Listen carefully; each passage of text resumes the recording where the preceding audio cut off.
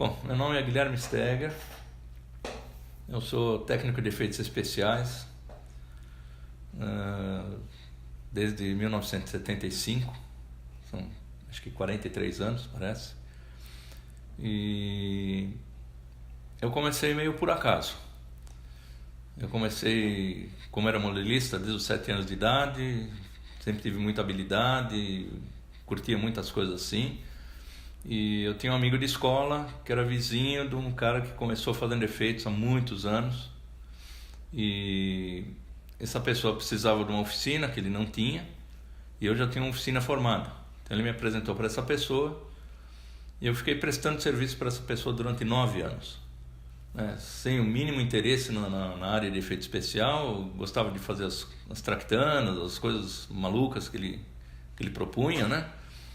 E fui levando esse tempo assim.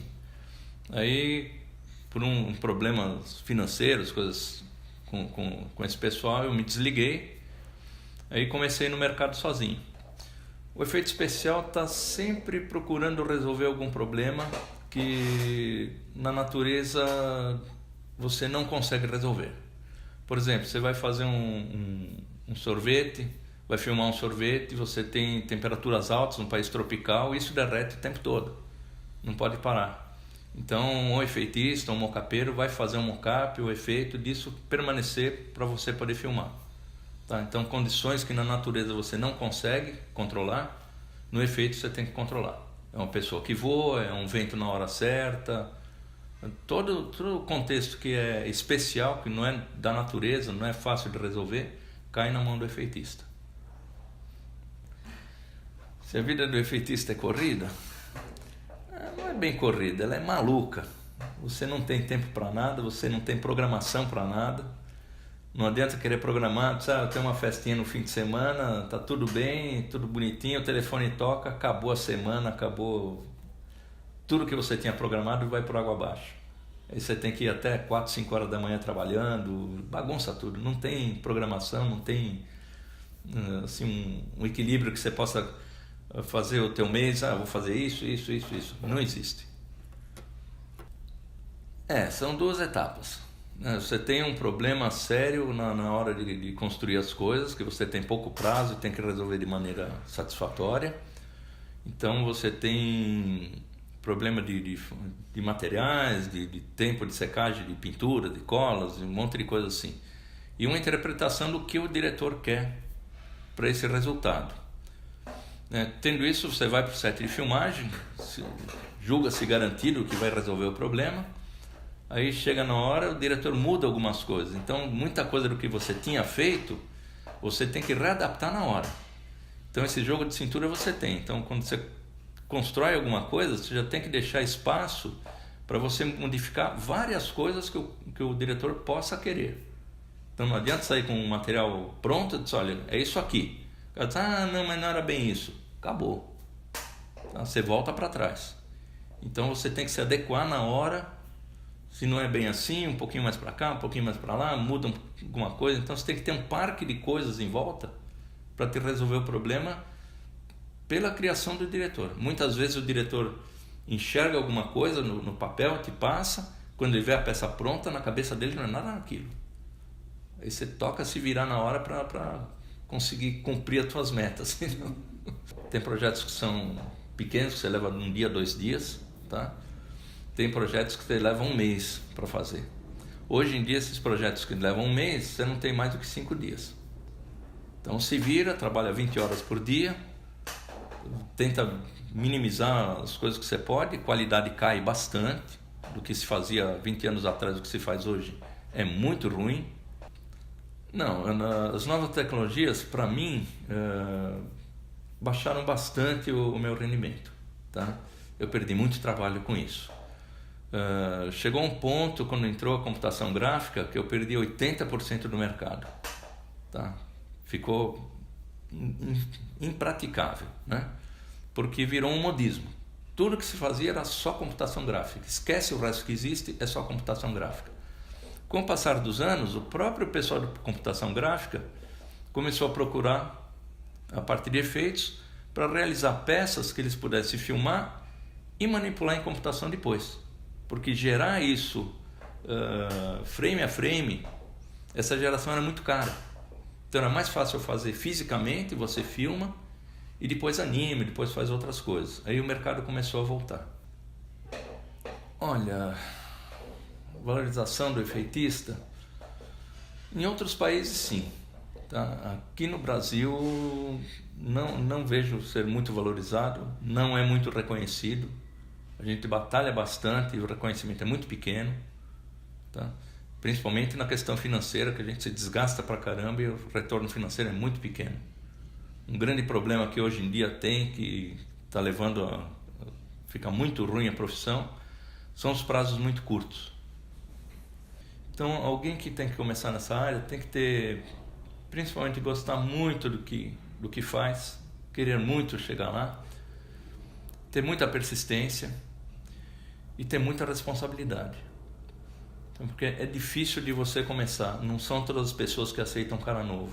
O que seria ideal para alguém começar é começar como assistente de alguém de efeito especial. Para começar a aprender, começar a ir no set de filmagem, começar a entender como é que funciona o set de filmagem, não atravessar ninguém. Sabe que muitas vezes a pessoa entra e atravessa todo mundo, já sai e vai falar com o diretor. Não é assim. Tem toda uma hierarquia, tem todo um processo. A pessoa precisa aprender e conhecer muito a área antes de se aventurar a fazer qualquer coisa e quebrar a cara, né? O efeitista é quase que um conceito de vida, porque é desafio o tempo todo, são resolver problemas o tempo todo. E é história de gostar do que você faz, você tem que curtir muito o que você faz. Olha, aqui no Brasil, concorrência não é muito grande. A gente tem aí uns 5, 6 profissionais que são de bom nível, né? Que são os maiores concorrentes. Embora cada um acabe se especializando mais numa área, né? Não são todos concorrendo exatamente na mesma área. Minha característica é mais mecânica, mas eu pego outras áreas também. Tem outros que a característica é mais madeira, outro é mais papel, mas a gente acaba sempre meio que se dividindo, não fica dividindo o mercado completamente. Tá? Alguma coisa eu pego de algumas revistas americanas de efeitos especiais, alguns filmes. Eu gosto muito dessas coisas do George Lucas, Guerra nas Estrelas, tal, que é uma coisa mais mecânica, que é mais a minha cara. Mas eu não tenho assim uma inspiração fixa em alguma coisa. Aqui aparecem os problemas e você tem que quebrar a cabeça e achar soluções. Aí você vai buscar coisas que você já fez, vai buscar coisas do mercado, revistas. É um misto de coisas, não tem assim exatamente uma inspiração em quem você se espelha. Conhecimento técnico é importante, é bastante importante. Eu venho da área de mecânica, eu sou desenhista projetista como profissão. Comecei muito cedo com coisas técnicas por causa do esporte, do modelismo. E até hoje eu estudo muito, cada problema eu vou atrás no mercado, conhecer pessoas novas, conhecer equipamentos novos. É um trabalho de pesquisa constante, você não para de estudar. Você tem dificuldades muitas de materiais que aqui no Brasil a gente não tem. Então, para importar alguma coisa é demorado e a gente não tem tempo. O que mais? Parcerias profissionais é difícil. Em alguns lugares você encontra fabricantes, coisas assim que te ajudam. Aqui no Brasil você quase não tem essa parceria. Confiar em terceiros é muito problema, porque muitas vezes o cara não tem a responsabilidade que você tem de entregar um material no prazo e de maneira correta. Tá? Por isso que eu criei um parque industrial bastante grande, porque eu não posso depender de terceiros. Então uma grande dificuldade é você conseguir produzir o teu trabalho num tempo recorde, com uma precisão suficiente e caprichado, sem que você não tenha muitos apoios. Então isso é bastante difícil, você tem que ter jogo de cintura, senão não vai para frente. Um dos trabalhos que eu gostei muito de fazer foi um longa-metragem chamado Menino no Espelho, que a gente teve que produzir um avião que um garoto de 8 anos construía com restos que ele achava numa garagem de casa de interior. Então é a história de um garoto que ele era meio gênio e viu uns livros, revistas, coisas assim do início do século passado, dos primórdios da aviação, e cisma de fazer um avião de bambu, ele e a turminha dele. Eles constroem um avião e eu fiz as réplicas do que seria o avião da cabeça dele.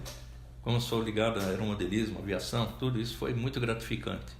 A Volkswagen tinha um carro para fotografias, coisas assim, e a gente não tinha acesso a foto, a nada. A gente teve que procurar na internet algumas coisas para fazer o desenho em escala do carro, produzir o carro, fazer tudo sem conhecer o carro.